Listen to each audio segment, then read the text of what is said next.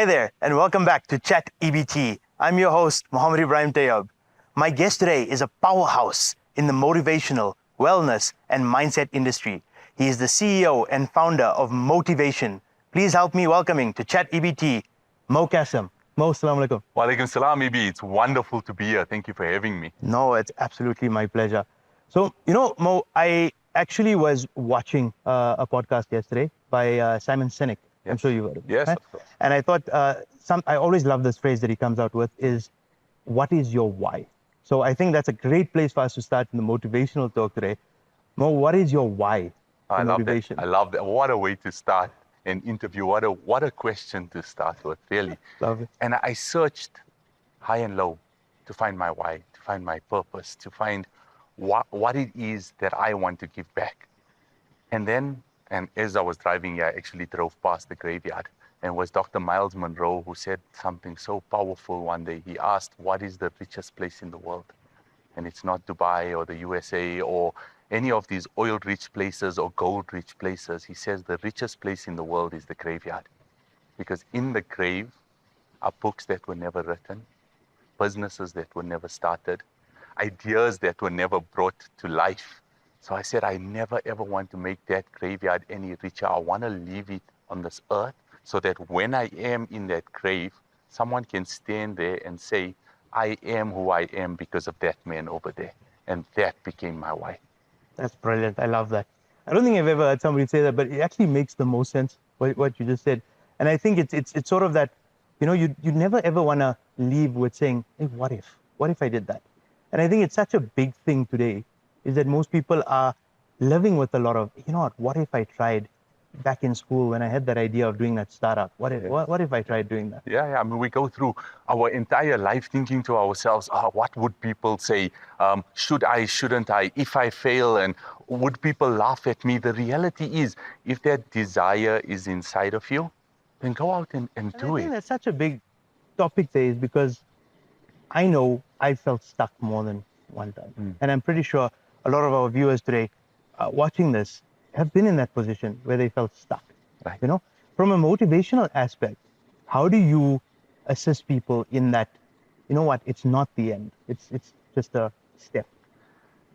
If we believe in destiny, in takdir, then we have to believe that faith is the oil that takes the friction out of life.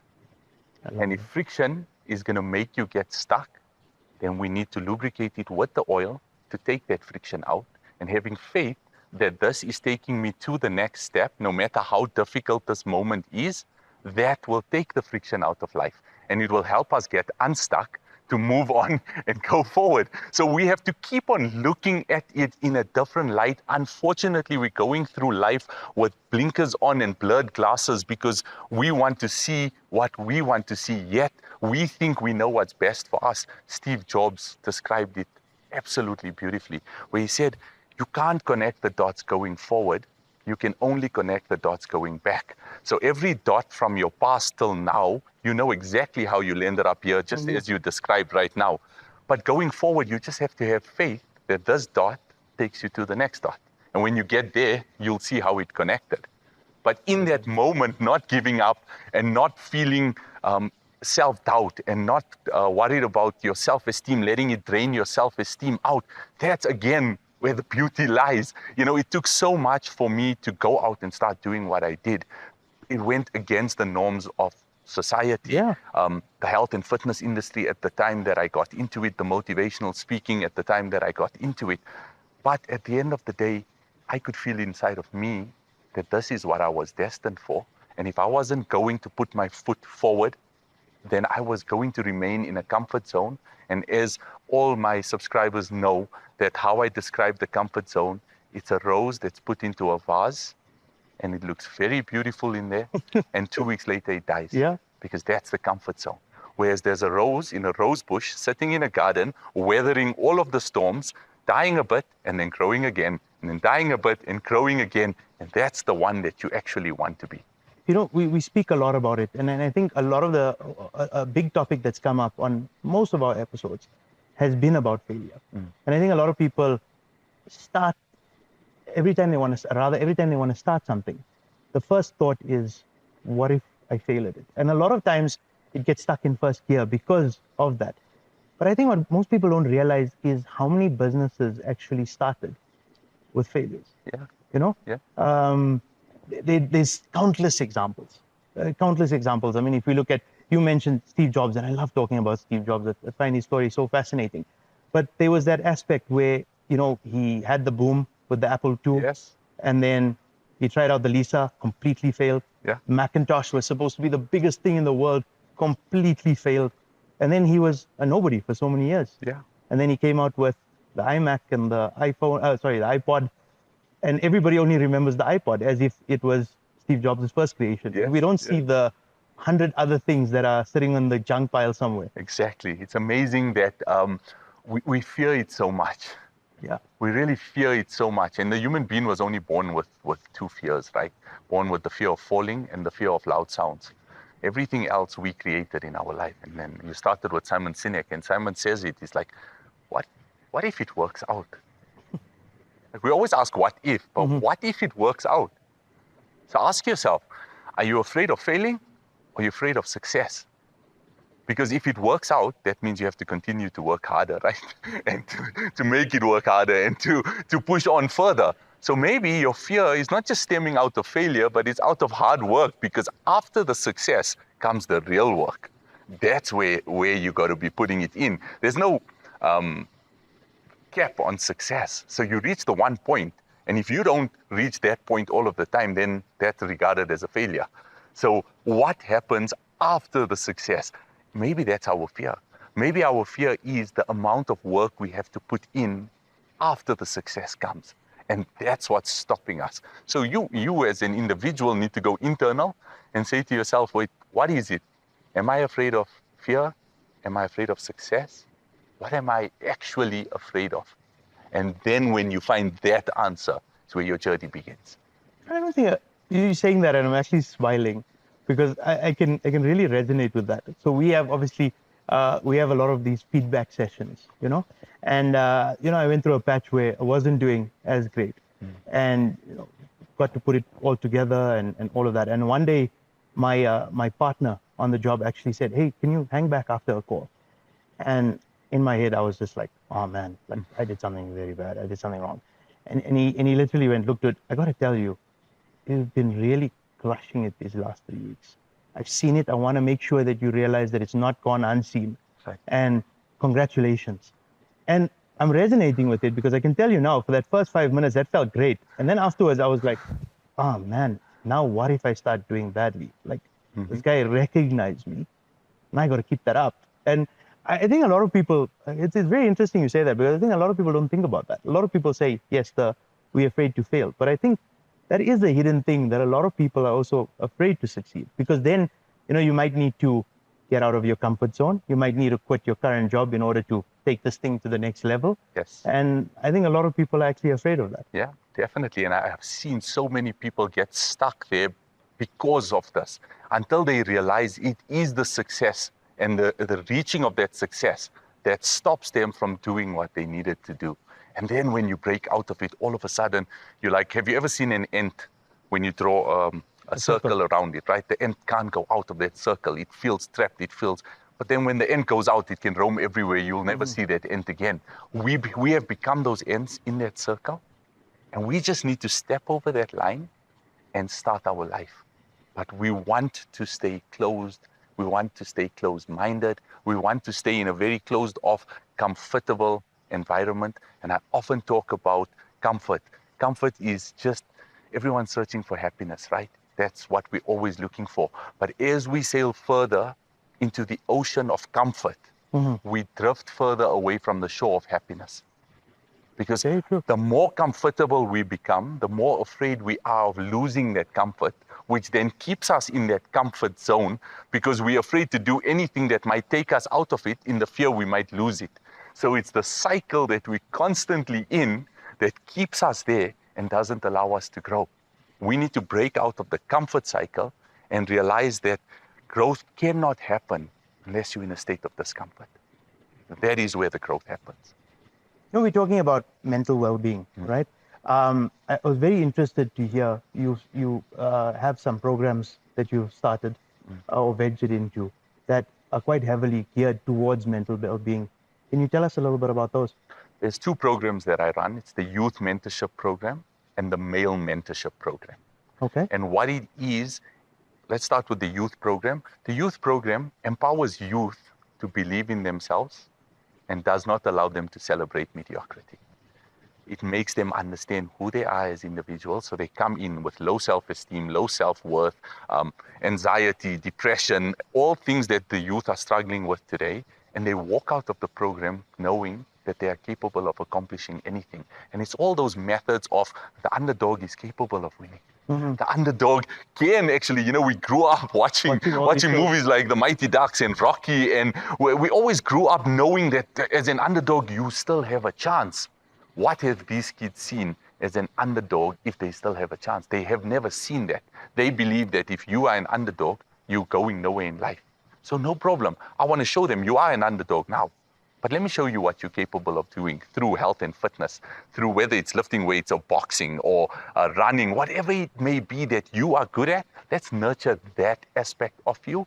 And then in turn, your body will reward you by releasing endorphins that make you feel better about yourself. And then I'll supply you with the tools that help you deal with your emotions, deal with your mental state, and deal with the words and communication that you need to. And all in all, deal with gratitude at the end of it. And that's what the youth program has done. It's creating future leaders. And then when it comes to the male mentorship program, we live in a very female-dominant world. Yeah. And amazing. Like, hats off to the women who have gone out there and made something with themselves for themselves. It's absolutely incredible. Unfortunately, what has happened is that the male does no longer know where he belongs. Yeah, that's true. He's sitting here as a youth, let's say 19 and up, and he doesn't know where he belongs, because if you look in the universities, 60 to 70% of undergrads are now female. So where does that leave the male?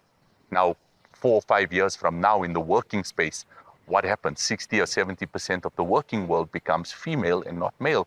So a male is sitting there thinking to himself, where's my power gone? Because it's innate in us to have and want this power, because we are providers, we are hunters. Yeah. It's in the DNA of a man. So there's two types of men that then develop. One who degrades himself so that a woman feels more powerful, because he feels this is the way society is headed. And then the other who degrades a woman so that he feels more powerful than her. And both are completely wrong. And we got the red pill method that's being spat out there with male toxicity, that's teaching young boys how to degrade women. Totally, absolutely rubbish, and that's not the way Islam teaches us as well. And then you got the feminism movement on the other hand, which is degrading men, and also no balance at all, completely different. But then Allah says in the Quran, I've created the male and female differently, and there's a reason for it. Each one of us has a role to play. And I often say that the man is like the sun in the sky. And he gives off energy, and he gives off light, and he gives off warmth, and he gives off food, and he just creates all of this that happens around us. And the female is like the moon, who gives off beauty and calm and peace and nurturing and light. And each one of them has their role to play at the right time. However, if the sun goes in front of the moon, or the moon goes in front of the sun, and then we have an eclipse, the stars, which are the children of this world, will no longer shine. So we have to understand our roles as male and female. And women are strong, they are powerful. They can give birth. And no man can endure that pain. So they do not ever need to come down to our level. Yeah. They do not ever need to come down to our level. They need to know their worth. But then as a man, you need to know your responsibility. And if her worth and your responsibility can come together, that's a harmonious relationship. So in the male mentorship program, we make men see their identity and learn their responsibility to act in a mature, calm, giving way, so that the world can understand them, can understand their emotions, because from a very young age, we were told to suppress our emotions. We can voice it, but we have to voice it in a very careful, selective way. And in the program, I teach the men how to voice it in a selective way where the world can understand them and at the same time the world can feel them, because our presence needs to be felt again. So in this male mentorship program, as you mentioned, right, what would you say are some of the more common pitfalls that we as men kind of fall into or make those mistakes? And how do we sort of train ourselves to avoid those pitfalls? Communication. I One love word. that. Communication is our biggest pitfall and downfall. We have no idea how to communicate what we are feeling. So it comes out very harsh or it comes out too soft. And we can't find the balance of the words that we need to actually say. So we need to understand a woman. Again, as I said, the man is like the sun. And every now and then there's clouds in front of the sun and it's a bit of a tough day and there's rain and the sun can't shine through to its fullest, but it's there. But I believe that the woman is like the moon. And it starts off with a new moon and there's not so much light in the sky and her moods are not where she wants to be. She's not feeling as complete as she needs to. But as it goes on, the moon gets bigger and bigger till we have that full, beautiful, bright moon for those few days. It's absolutely magnificent. And then, of course, the moon fades away again. And that's a woman. She will never be in a constant state. We as men need to understand that. And then watch our women. Understand them from the point that they are coming. Learn how to communicate with them in their different phases. We can't choose one way of communication and expect an individual whose hormones are jumping on a minutely basis to understand the same way of communication over and over and over. Look in that moment, become more observant so that when you communicate, the woman can comprehend what you're saying because you're saying it in the language that her hormones can hear in that moment.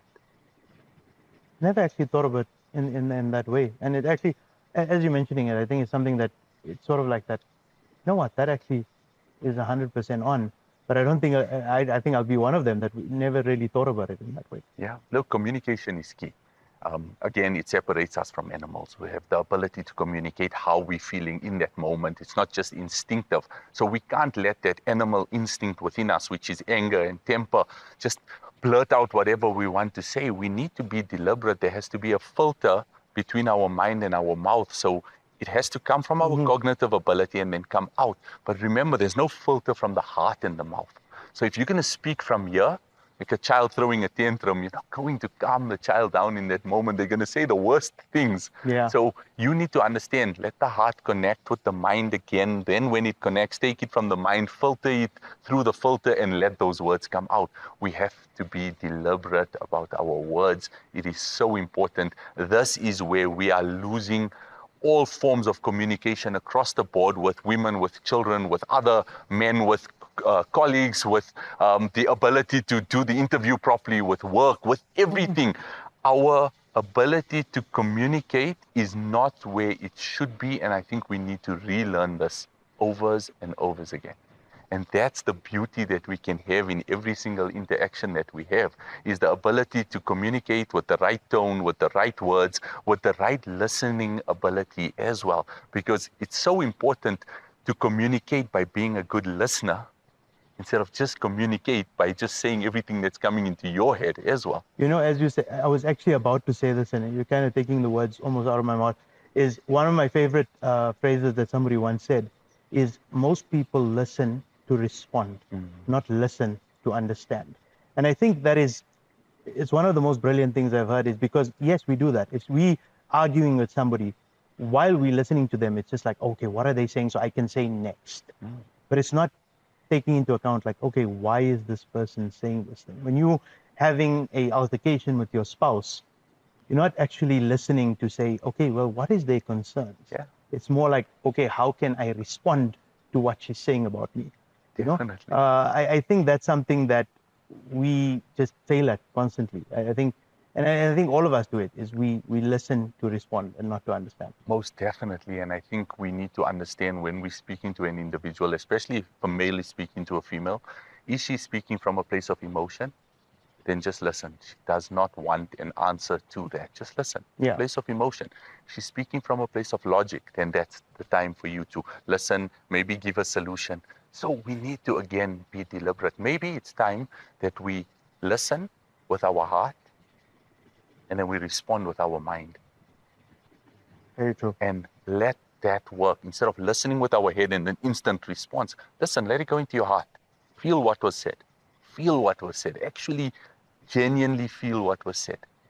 And then let that go up to your cognitive ability before it comes out into words. That 10 seconds will be the best 10 seconds that you could have ever had in your relationship. Oh, very true. And I think the other aspect, and I speak about this a lot, is that a lot of the times we base everything on how we see it, right? And not taking into account, and I always say this, try and walk in the other person's shoes. There's a beautiful philosopher who said something so profound, it's very deep, so just bear with me here for a moment. That he said, I'm not what I think I am. I'm not what you think I am. I am what I think you think I am. The perception of a perception. Yeah. I'm not what I think I am. So what I think I am, that's not the way I'm behaving. I'm not what you think I am, because only you know what you're thinking about me. Okay, so yeah. I'm also not what you think I am. I am what I think that you think I am. So I become what I'm thinking that you thinking that I am. So yeah. I'm putting these own thoughts in my head that Ebrahim is thinking this about me, therefore I need to become this. Now we're living in this perception of a perception. We forgot who we are. We forgot who we are as individuals. So how do you listen to an individual or hear an individual if you yourself don't even know who you are, because you're so consumed with the thoughts about what that individual thinks about you, and even what you thinking that individual thinks about you is not what the actual individual thinks about you. They're having a bad day. And you think, oh no, I've done something wrong, so now I need to behave in a defensive manner. So now I'm defending myself, and you sitting here thinking to yourself, oh, why is he maybe he's guilty because he's defending himself. And it's just this constant miscommunication because we have forgotten who we are as individuals. Fully agree. You mentioned this shortly, is what will that, and I think you mentioned it before as well, what will those people think, or what will someone think, right? I know from a personal experience that's something I struggle with on almost a daily basis, and a lot of people do, most people do, right? How do we get past that? How do we get past the, what is X gonna say? I'm gonna say this, and I don't mean it in an insulting way to you or to anyone. I'm saying this directly to myself. You are not that important. You know what, that's probably the best way to say it. When you think that you are the most important person in the whole world to everyone else, just know that they're thinking the same thing about themselves. They're so consumed, everyone is so consumed in their own lives, they might look at you for a minute or two and feel, oh, he failed, yeah, okay, haha, move on. Because they're so consumed in their own lives. You are not important in their life. You are important in your life. So take that mindset out, that what would people say, because you're not that important to those people. You're important to you, to what makes you happy. Don't worry what they say, because they'll forget about it tomorrow and they'll continue with their life. You know, often tell the kids, like when you walk out of that door, just know something, you're not that important.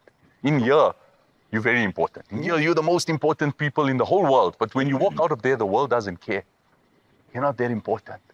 So just have a good character, hold your head up high, and go out there and live a life worth living. That's what's important. No, that's brilliant. What message would you like people to take away from our interview today? And is there any specific group of people that you'd like that message to go to? I would say the specific group of people is about 8 billion.